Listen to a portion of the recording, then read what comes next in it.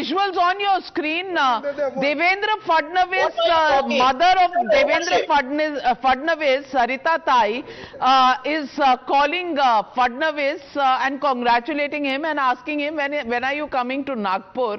माँ को बेटे से मिलना है. Those are the visuals. Let's just try and listen in. The smile on Fadnavis's face. He's the one who's been a disciplined soldier of the BJP. Let's listen in. ये तो संध्याकाळी येतो आता इकडून सगळं निघतो तो आम्ही येतो आम्ही कळवतो यस यस चला धन्यवाद आशीर्वाद दे तुझे hello Sweet little moment. Devendra Fadnavis talking to his mother Sarita Tai and telling her शाम को आता हूँ. At the end of the day, all politicians are also human beings, and Karan Verma, this just, the mother looking for the son to come so that she can bless him. And he has had this connection with people, to be honest. I mean, they've all felt Devendra Bhau, whenever they say that, he's like that common man connect, and also the sacrifice he's done for this party, for this alliance. That's the point. I think he should be rewarded richly for that, and I would love to see him become the CM. If you ask me personally, the single largest party by some margin. He's made the biggest sacrifice. First 3-day government, that was made, and then, he was the one who took the charge against Ajit Pawar. He's the one who's had to take the deputy chief minister's position after being a full-term chief minister. Do you think this time around Devendra Fadnavis will be chief minister of Maharashtra? I think last time around it was Devendra Fadnavis turn to be graceful. This time round, I think Mr. Eknath Shinde's turn it is to be graceful. To be graceful? Yes. I think, I agree. Wishing something is a different matter. Yes. But Mr. Fadnavis is completely in that disciplined RSS, BJP and mode. And those are visuals. Smita, interrupting you, that is the BJP chief of Maharashtra, Bhavant Kolle, who's hugging Devendra Fadnavis, and between both of them. Yeah, he has worked single-handedly for the BJP from the grassroots level, took the responsibility and offered his resignation and things after the 2024 parliamentary poll debacle. He said, we saw what was happening. We didn't realize that the so-called disinformation campaign of the Congress is having an effect on the ground. We didn't take rectifying steps, and it is my responsibility because I was heading it. That requires a real crushing ego, sense that you're taking the complete responsibility. And after that, when he was told by his party high command, no, you will not quit. You will continue doing what you're doing, but you will stay. He stayed on, and he worked from the grassroots level. He went and met with the RSS.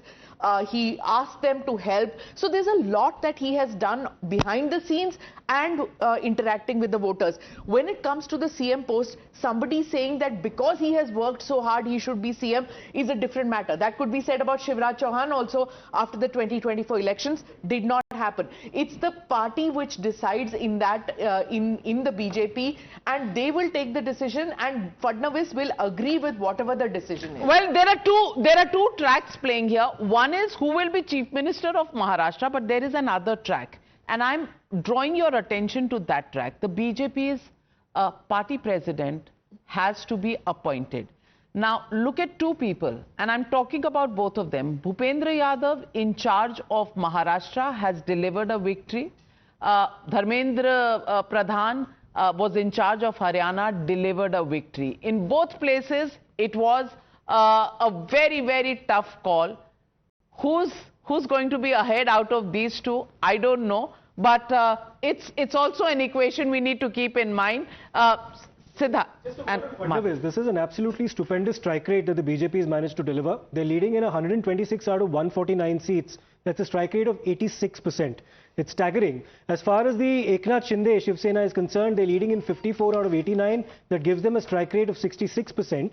And as far as the Ajit Pawar NCP is concerned, they're leading in 35 out of 59. Which is not bad. That's just about 60%. But the BJP contested the most seats, 149, and it's leading in 125 now. That's 85%. That's amazing. Just about a year since his party Correct. has been formed, or since he has broken away. Yes. For him, I mean, everybody thought he's the weak link in the Mahayuti. But for him to have done so well, either he has ridden the BJP wave or the Shiv Sena wave, or else he has delivered on the ground. His selection of candidates has probably been good. No, and also he took a very different line from BJP, despite the fact, despite the fact that he took a very different line. He openly said that And he was Bhatenge routed Katenge in won't the work. Lok Sabha. His electorate is different. Let's understand that he has minority voters. He has voters in those segments that don't traditionally vote for the BJP. And despite all of this, he's managed to do far better than his uncle Sharad Pawar, and you have to give him credit for that. 62%, perhaps less than his own allies, but far better than his opponents. You have to give him that credit. I don't know whether breaking away would be appropriate, because both the parties that have done so well, Eknath Shinde and Ajit Pawar, if you say they broke away, they retain the original symbol of the parties. Yes. But the So point maybe is, the others have broken away. the point is, in fact, this point was made during Lok Sabha elections, and in fact, both the parties went to great extents to talk about how Marathi pride has been broken. And in fact, Anish can come in on that. You have campaigned very heavily on how, Marathi pride has been hurt, there's been betrayal, people have been cheated. Those narratives dominated the election as far as the opposition is concerned, as far as the MVA is concerned. That hasn't worked on ground. I'll say this, right, that of course Marathi pride was one of the issues that we campaigned on, but it was also agrarian distress. It was also the kinds of sort of rise in inflation, unemployment and corruption that you're seeing. But clearly that hasn't worked, right? I think the ways in which the campaign worked for the Lok Sabha election, it hasn't worked for the Vidhan Sabha elections. And we have to accept this verdict with grace. I don't think these numbers are going to change significantly now. And I think there is a moment of introspection currently. I think we need to also recognize that. This is the kind of grace one expects from, Vivek, communist. But then he's a communist. So, You know what he just said? It perfectly adds up, because actually Sharad Pawar was the only one from the Mahavikas Aghadi who was talking about agrarian distress. Others completely let him down, whether it's the Congress or whether it's Uddhav Thackeray. They were all muddled in these waters of Maulana se milna hai, Salman Azri se milna hai. They were the ones who were there, and Sharad Pawar constantly tried to bring them on agrarian distress, but alas, he also faced the crossfire, as Shahzad had just said. Look at Jharkhand also. In fact, Siddharth, if you can quickly pull up the Jharkhand data, what are the big factors there? Quickly take us through what really has worked on ground, what has not worked on ground, because there were very few exit polls that predicted this kind of an outcome as we're seeing before us today. So, if you look at the Jharkhand numbers, as far as the election commission numbers go, the Bharatiya Janata Party currently has, leading in 28 seats. The JMM has 28 seats. The Congress has 14. So, the JMM Congress combined has 42, which has passed the majority mark. The RJD has 5, so that takes the tally to 47.